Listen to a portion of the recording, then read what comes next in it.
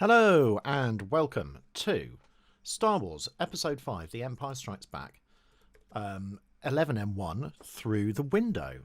Music by John Williams, orchestrated by Angela Morley, this one, entirely, and reduced by myself.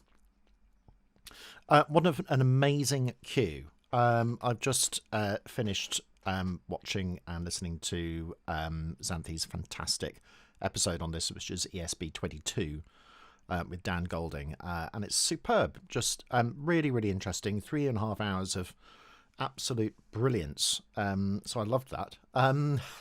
So I just wish that this had been sort of done before the recording, that we could sort of all watch it and look at the music at the same time, because there's sometimes where it's difficult to already hear what's going on. I mean, it'd be a nightmare, really, to be perfectly frank, to orally transcribe all of this. I wouldn't want to do it. Occasionally, there are bits which we have to do, though, and that can get sort of rather challenging. So, hopefully, all the information's here. So, yeah, it's one which is very modular in the sense that we've got little bits of music. In fact, the original started 6 bars earlier. With 2 tubas playing very high, lots of sort of string clusters. I don't usually use the word cluster, but these are actual clusters, in other words, semitones, with various sort of pitch sets, sort of 3 sets of 4 notes, another 4 notes, a set of 3 notes, but they're not necessarily sequential in 12 tone. Williams tends not to do that very often, actually. And then we've got this sort of amazing passage here, which is very reminiscent of Lurking Danger, the incidental motif, and you can compare it with the Duel of the Fates chorus as well, later on, in fact. So I wonder whether the seed of that idea had been born in this. Who knows? Then we've got Imperial March, and this is just an overview, by the way. Then this extraordinary sort of string passage, which is just sort of this whispering wind stuff going on. A sort of telescoped horn passage, which is very similar to the second phrase of the Imperial March. Here we go. So exactly the same notes in the same pitch, and then there's a sequence at the end, and it sort of repeats where it's sort of both together. Then we've got some interesting stuff where the flutes are a bit late on the recording, so it feels like either that or the clarinet's too early. It's quite difficult to tell, really, but the chord should come before the rest of the wind at that point. Then we've got a bunch of ostinato stuff, which sounds so much like the Dies Irae motif 13. Sort of similar, anyway. Then we've got Yoda's theme in Canon at the unison. So actually at the octave, in fact. Well, it's sort of both, really, isn't it? Because we've got sort of piccolo sort of 3 octaves above, and bassoons as well, so it's a mixture of things, really, but at pitch anyway. And then we've got a little sort of F sharp pedal which goes into the Cloud City theme, so we revisit that. Then we've got a timp solo movement which goes to this sort of that sort of ostinato, and then we've got Han and Leia's theme over the top of that. That sort of stops when we have a canonic fanfare in the brass, and that leads us neatly to another sort of ostinato-y bit, which is based on the previous Dies Irae-like stuff. And then we also have Han and Leia theme again. And then after that, we have this sort of slight derivation of the Neapolitan Emergency. This is another sort of incidental motif. Not to be confused with the leitmotif, by the way. They're slightly different things. So that goes on and on and on and on, and it sort of builds. It's all sort of really chortal as well. So that's a definite defining feature. Then it all ends on C with this sort of rather creepy scale degrees 5, 6, 7, 8 of C minor right at the end. And then we got sort of 44 seconds till the next cue after that one. To the denouement of the whole thing. So it really gears up. It's an extremely exciting cue as well. It's about 4 minutes. So this took a while to do because there's just a lot to get through. So I will go as slowly as is necessary. So the first thing to point out is that the instrumentation is, as is always the case, is unusual. We've got 2 tubas, which you don't get in the live to picture version. There are 2 keyboard players all playing slightly different things. So keyboard player 1 plays the piano pretty much throughout, I think. Don't think there's any Celeste in this one. And then the second one is an electric piano as well, which sounds quite Celeste-y, but not quite as harsh or stands out. So that's maybe why they used it, especially in the very soft introduction. So in the film, we don't really get to hear that. We only we get to hear the sort of last C sharp of the tubas, and then this sort of little electric piano, which doubles the notes of the violins. It's just a chromatic set. So previously we had that going on, and this, that sort of thing. So yeah, so it's a sort of interesting selection of notes that Williams chooses, and often it's because he doesn't want to be wholly 12-tone, but he does want to be atonal. There doesn't seem to be a system that he uses other than sort of, voice leading reasons and just personal preference for things. But there doesn't seem to be sort of, there's no row, essentially. Unlike Jerry Goldsmith, who often used tone rows and things like that in his work, as well as atonalism. So we start off with this sort of rather creepy, sort of almost horror-like introduction. And then we've got this dyadic theme. So if I play it in the piano, it becomes quite reminiscent of the Duel of the Fates as well, and the sort of lurking danger incidental motif as well. So probably a good idea to bring up the catalogue. So if I just type in lurking here, hopefully it'll find it. There we go. So this one, it says it's in episode 3. So it's interesting that it's in Revenge. But we've also got it sort of maybe the foundations of it beginning here. This sort of lurking, sort of impending doom is certainly the connotation. And what's interesting is that in all of the clusters that we've got, there's an absence of B. And I wonder whether that's a deliberate thing from Williams, because he then allows B to take place, because of course we're in B minor at this point. I should probably, so I usually put little thematic bits down, so I can do that as we go along. So let's just go B minor. So we got this sort of very stark, brutal, it says, Imperial March on the horns. So this bit here, it's quite slow, but we've got all of these scampering aleatoric strings, all of them sort of white notes until there. Sort of like these stabs of sound as well. And very sparse in terms of the accompaniment as well. It just does this with the piano and brass.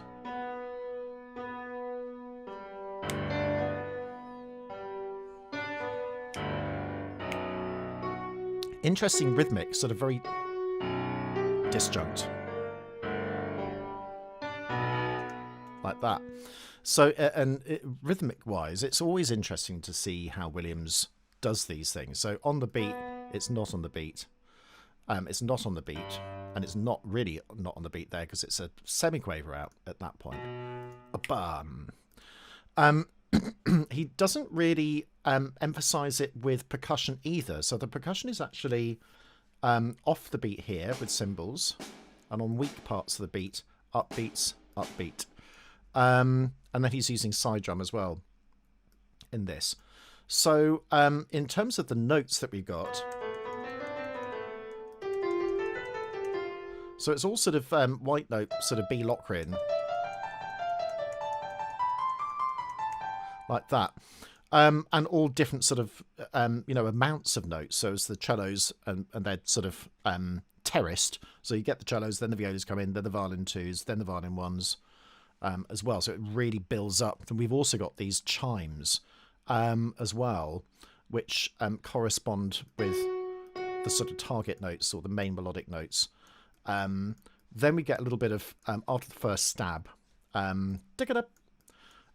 have the second phrase at this point.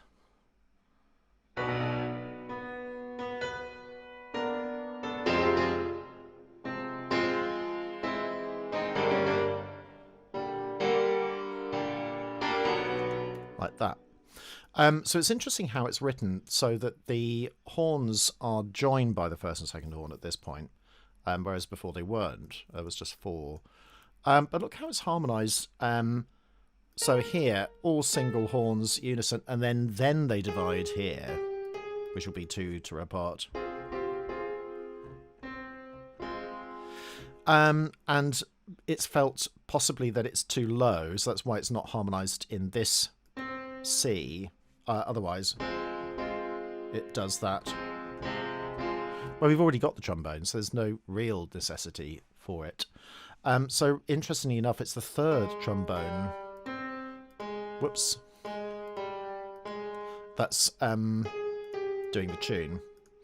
As well, it's written as an A sharp in the score. That's because there's already a B natural, so it's just sometimes it necessitates that, because otherwise that looks really weird. So that's sometimes the case why you might find sort of enharmonic oddities in here. I put there's something rather stark about this iteration of the theme. It's barest bones only in all its sort of dark glory. Yes, I mean it's not. Although it's harmonised, it's quite sort of, it's rather sort of stiff, basically, with all of these tremolandering strings as well. Then we've got a really interesting bit here. So we've got chromatic notes in. Let me just make that bigger for us. In here, in our pianos.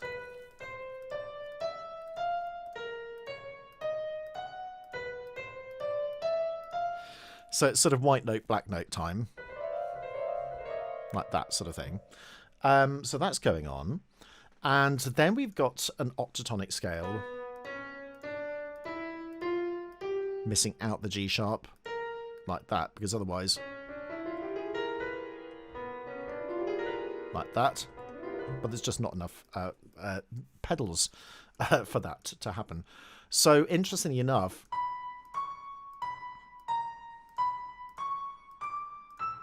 so violin 1 plays the octatonic scale. So T1 means it's been transposed by 1 semitone. So instead of starting on C, it starts in C sharp. So those are the notes that are being played, but without that note here, which we don't find G sharps at any point, actually, interestingly enough. Then the second violin, which plays mostly in major seconds, is actually just an A minor harmonic scale.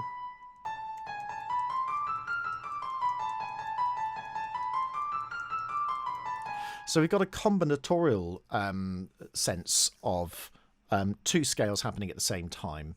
And indeed, we've also got a chromatic set of 9 notes as well. So the only note missing in this case is the G sharp. We just don't hear it at all, which is interesting, I think. Maybe significant, maybe not.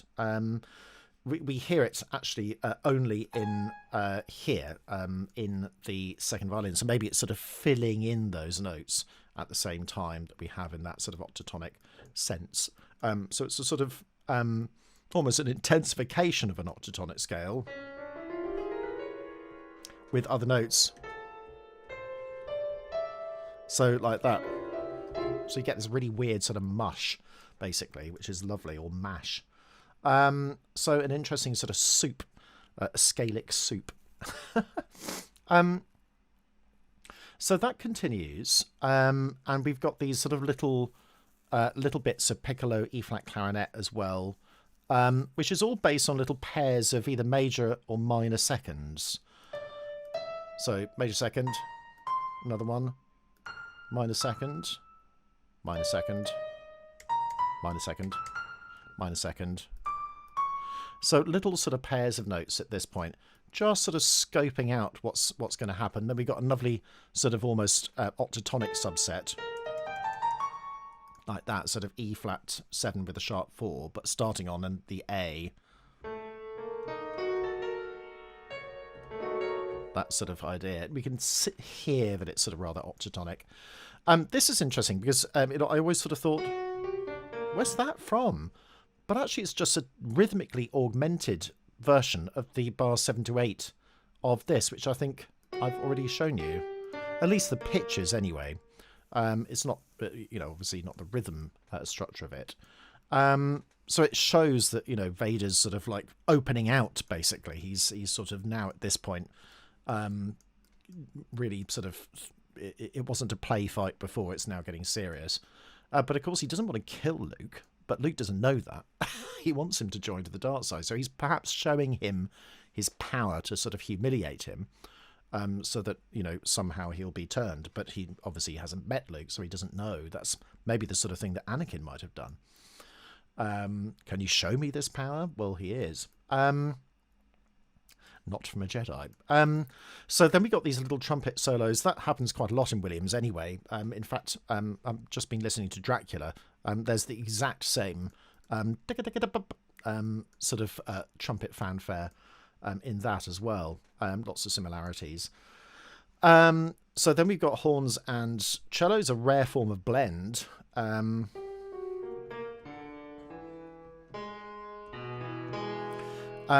So it's sort of interesting. So we're going from a sort of mixed mode G minor type thing. We've got dyads here, which actually lasts for a full sort of 2 beats, actually. So we've got that going on. And it's not even used... It's not even used in a normal way. It's in a target way or opening out. It's just used as a pair of dies, which gives us this sort of sense of we're not sure where that is going.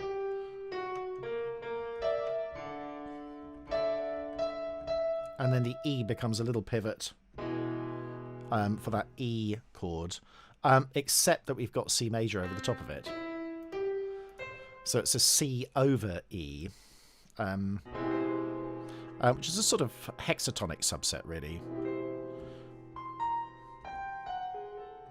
Like that. And then we've got this sort of little flutes and clarinet moment, and that's the bit where they're slightly out on the recording, which I think is quite amusing. I'm going to try and find it, actually, because I think it's probably better if I can do that. Let's see whether it just plays through here.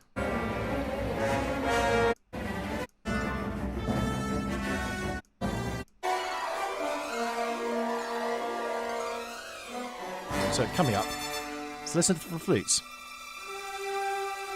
Coming. Yeah. Just don't play together. And then the flutes sort of catch up, sort of thinking, oh, crap, we missed our entry. Knowing that the clarinets are playing exactly the same note. And the oboes. So then we got another little bit of horn sort of moment. This sort of little bits of sort of minor seconds, which sort of frequently crop up. And then we've got the start of this next bit, sort of, the Dies Irae Ostinato. Now, Dies Irae does come up a lot in here. So, and it's always slightly different each time it comes in. So this one, Attack of the Clones, in Rey, Last Jedi. Jin's theme embeds a clear reference to the Dies Irae no motive, so even the non-anthology films. So this bit here, which is sort of incidental motifs, diminutive, this sort of Dies Irae idea. And here, So it's this particular one that I'm referring to, this Dies Irae, which is in all of the films. So pervasive, most importantly in A New Hope.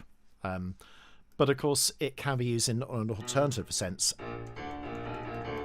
So in this case, it's a sort of ostinato moment, which very quickly changes with a semitonal shift to B flat. So we've had this sort of B natural, and then suddenly it goes to B flat.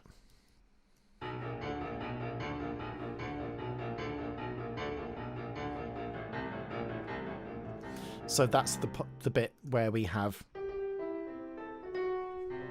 So we've got sort of Yoda's theme.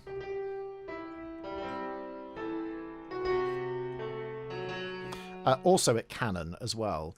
And that sort of, that bit here is just sort of little bits of iteration of Canon as well. So an additional sort of point of imitation or Canon at that point with none of the rest of the notes in there. There's 2 bars edited, by the way, which is extra from the original. So either it's a editorial thing where they actually literally splice the tape, or they actually recorded it with 2 more bars.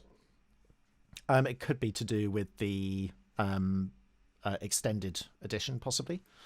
I can't remember what it was like in the very original, so difficult to know.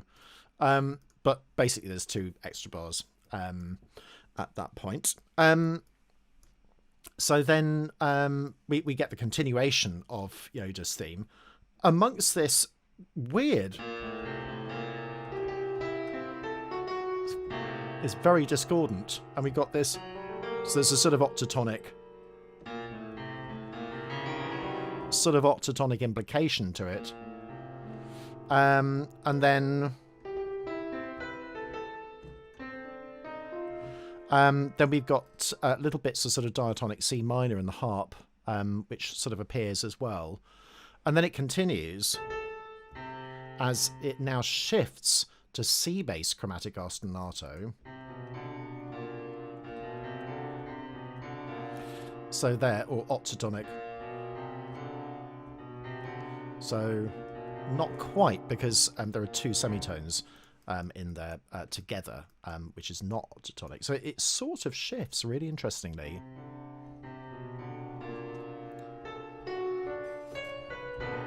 And then it shifts again.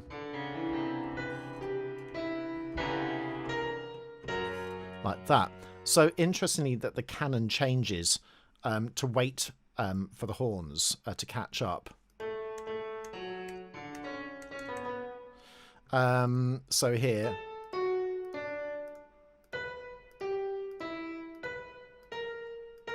So it sort of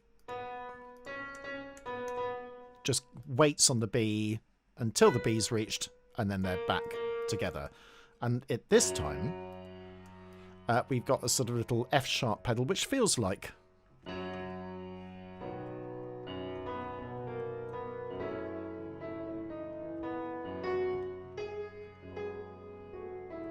a dominant pedal. So that's where we have our Cloud City theme in. Interestingly, that even flutes play all that sort of very low register wind, which is a really unusual sound actually. But we got the violas and also doubling up, so it's sort of they re-emphasize them or just sort of port them a little bit. But it's an interesting little transition, those bars here.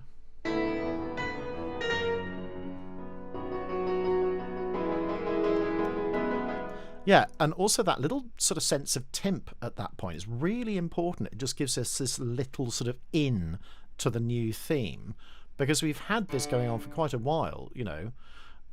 So that ostinato I'm referring to. So then, you know, it wants to feel natural and also have some space as well, and obviously it needs to fit with the picture. So you're sort of saying, you know, evacuate.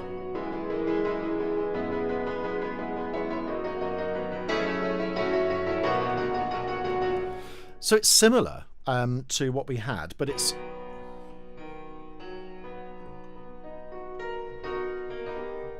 so before, where we had those major sevenths, sort of languid florals at a major seventh. It's quite stark. So all above F sharp pedal. There's a little hint of it there, that little major seventh. And then we get back to the major seventh. But suddenly returns the ostinato.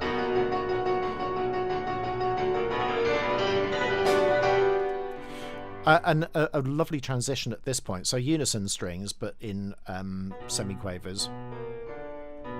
And then shift to G major.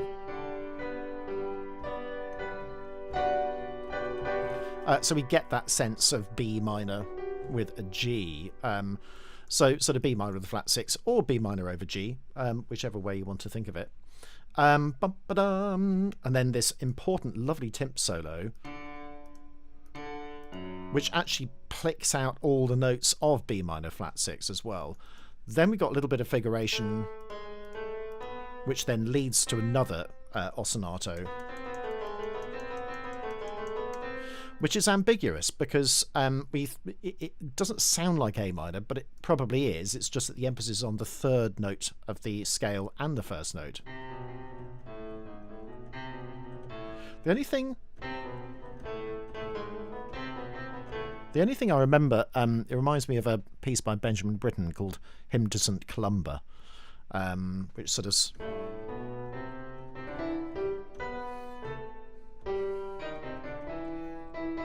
like that. And I think that's the accompaniment. So it's a sort of similar sort of idea. That shifting is deliberate, so that you can't quite tell the tonality of what's going on. But then it leads into Han and Leia's theme. So let me see if I can actually play that.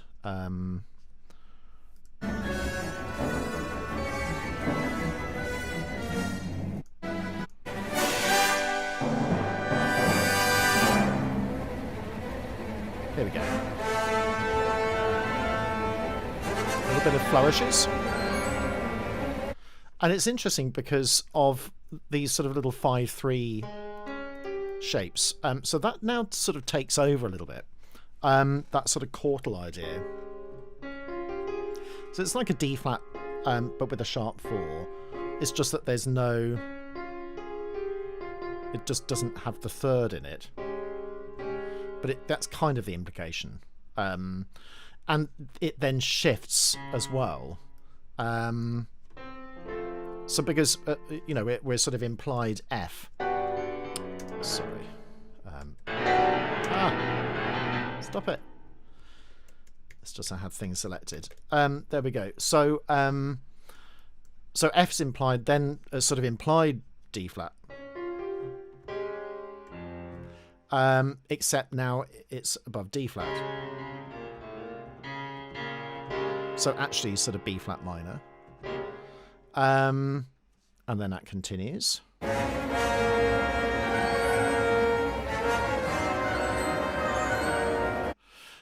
So yeah, we've got a sort of C dim, which goes to E flat minor. And notice that it keeps shifting as well, in line with what's going on. E flat minor there. And that continues E flat minor with this little bit of filigree, digga digga di, which is just actually kind of doing the same thing, just smoothing over the joins like that. So you get this little bit of flourishing, which is interesting, which just sort of fills in those little gaps. And then, as I said, before E flat minor, but over that sort of C and E flat.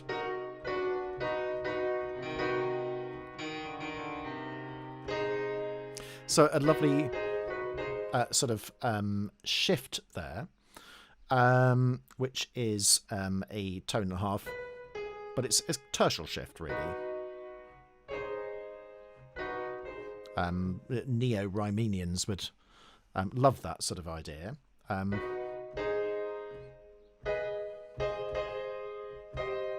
Here, So it just sort of keeps going with the same ostinato. So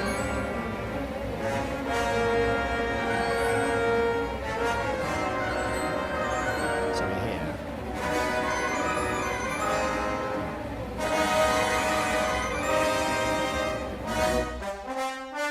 So I'm going to keep playing it.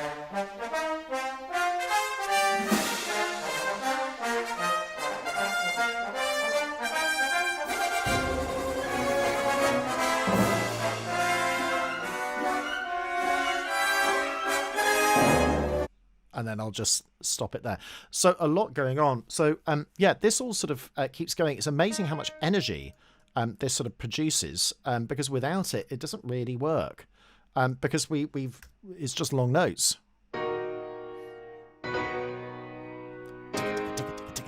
But then when you put the rhythm, it sort of really is extremely impactful at that point. So then we got an interesting canonic fanfare, which starts off in the trombones. It's just those notes.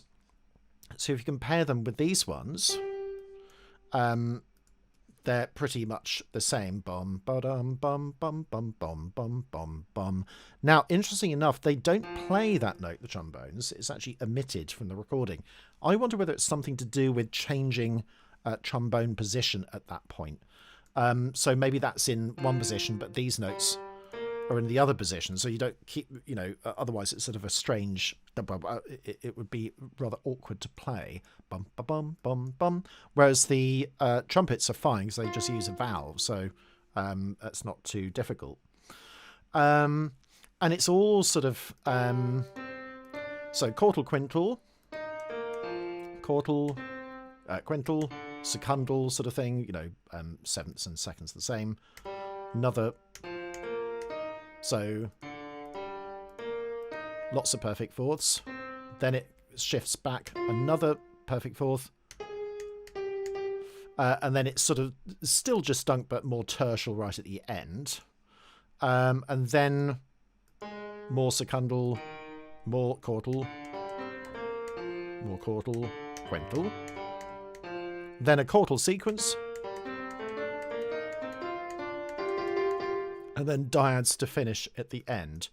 And you can see here that it breaks out of the canon with the trumpets. It's really interesting, actually, how it works.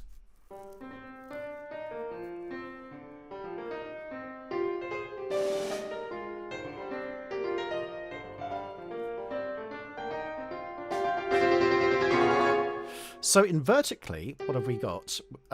So we've got a sort of dyad. Then we got, yeah, sort of consonants. Another consonants, this time a third. Going to a fifth, but it's off the beat. Consonants. Consonants. Consonants. Not a consonance. It's a second there. Then another consonance. Not dissonance. Another dissonance. And we get a sense of key.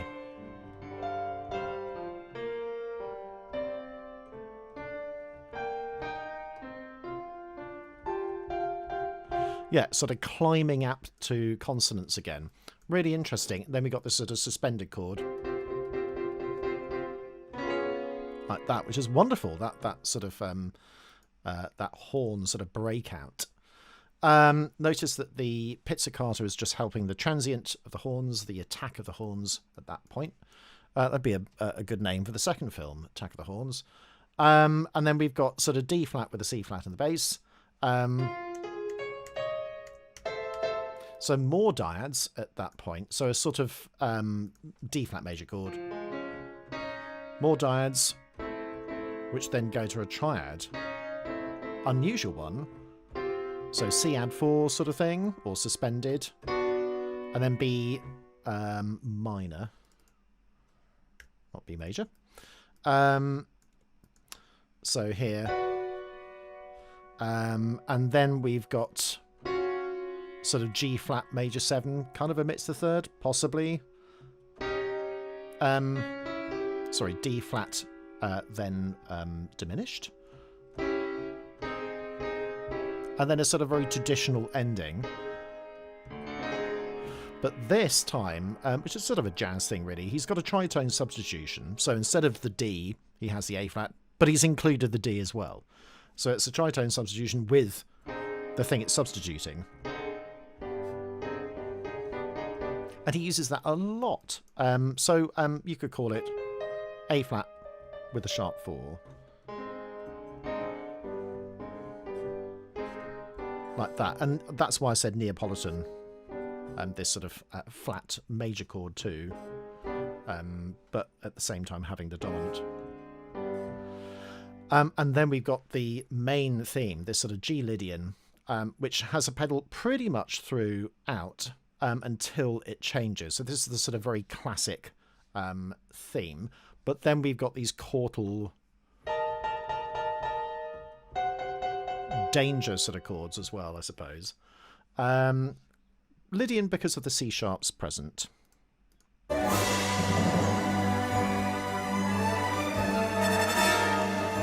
Nice bit of cymbals.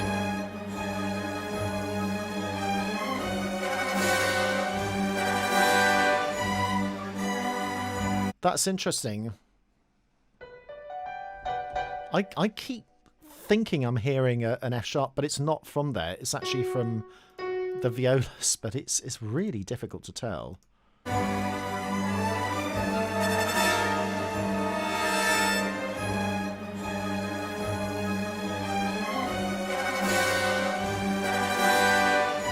It's very clever. It's a really it's a clever way of you thinking that there's more that there are a few more trumpets than there are by having that F sharp there. It doesn't get in the way of what's happening. It's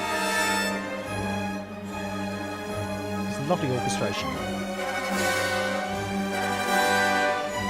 Yeah.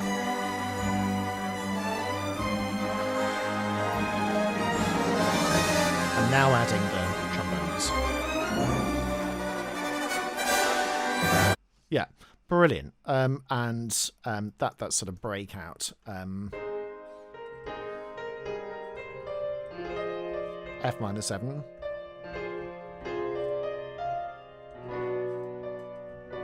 Really sort of haunting F minor to B minor. Like that. Really amazing. Really extraordinarily powerful.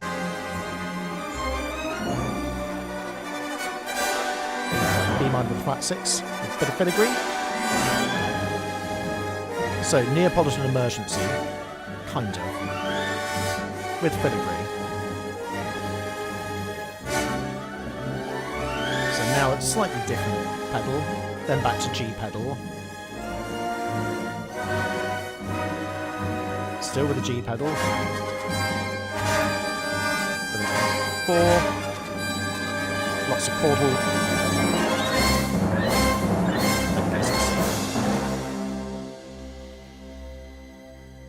We get to hear those strings at that point, which are all PPP despite the that. It's very similar to the beginning of Prokofiev's Romeo and Juliet, where you get this sort of large introduction, then suddenly you hear the strings sort of come out of the ether. Let me sort of see whether I can find that. I think it's right at the beginning.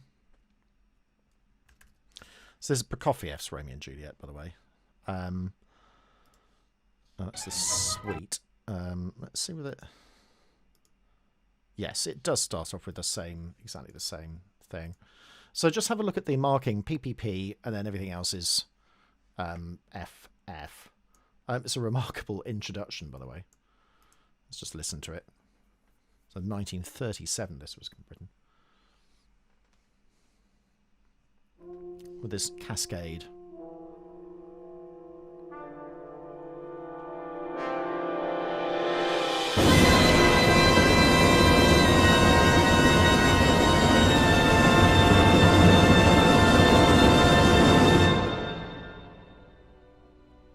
Amazing. And out of that sort of resonance, you get these amazing sort of strings.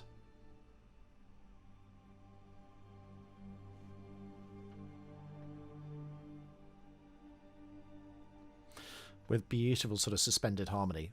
Just a sort of superb idea, and it can be really powerful. So it's sort of you know, basically makes it sort of segue into the next bit of the battle. What an incredible cue, and I love this sort of as it sort of really gears up. Bum ba bum bum. Really amazing sort of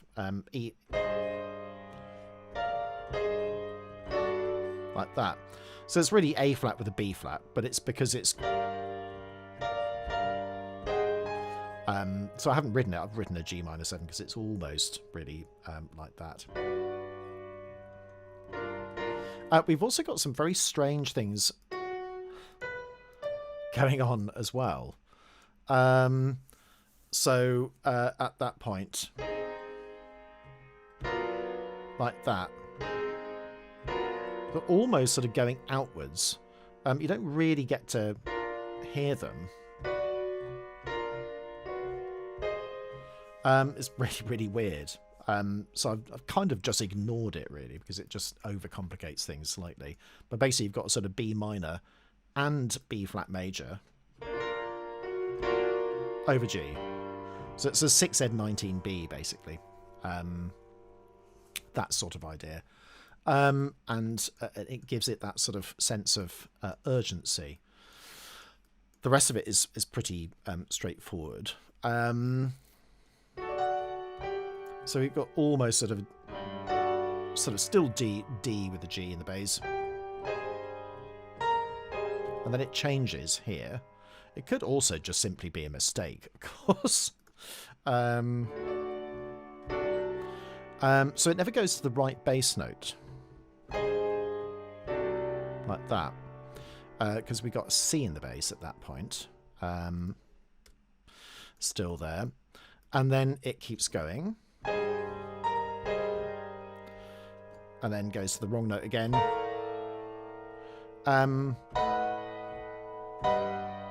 So it keeps going to the wrong note. Back to G.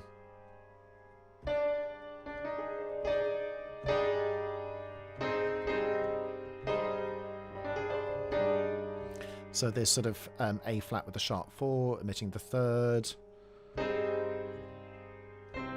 And then eventually it's sort of the G becomes as dominant of C. The C is not necessarily really implied at the beginning. So yeah, I mean, an incredible cue really. It's really interesting how the main theme is orchestrated so that we've got usually what the horns would be doing, which is this sort of, you know,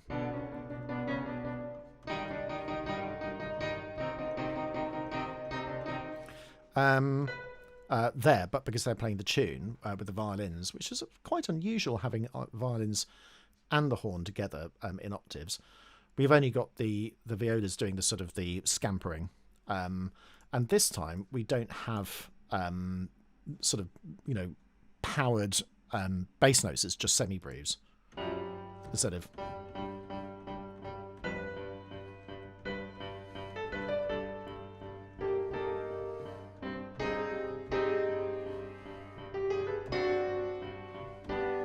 like that. And these sorts of figuration are vitally important to Williams. He uses them a lot, basically. I'm just sort of thinking, I think it's Luke's Rescue. He does the same sort of thing as well. So interesting. So what an amazing bit of music to have a listen to, and so much in it as well. So so much to learn from this. So who would have thought that just having a sort of Locrian stuff, ignoring the key, but at least having the starting point, would work with aleatoric stuff going over the Imperial March? It's another new one. Every single time the Imperial March comes back is always slightly different. There's no sort of real iconic stuff apart from the concert suite, which of course is not the film, it's in the concert suite. So it's interesting. And I hope you've really enjoyed that as much as I have. And so what we like to do again is to look forward to what's happening elsewhere. So We're almost at the end of the film, which is very exciting. So here we go. Through the window. So the next one is 11M2, 12M1 losing hand, then 12M2 to hyperspace. Finale, which is the amazing bit where all the sort of tunes come together again. And then we got the credits as well, which is also brilliant, which I've also done. So that concludes today's episode, and very much look forward to seeing you for the next one. Bye-bye for now.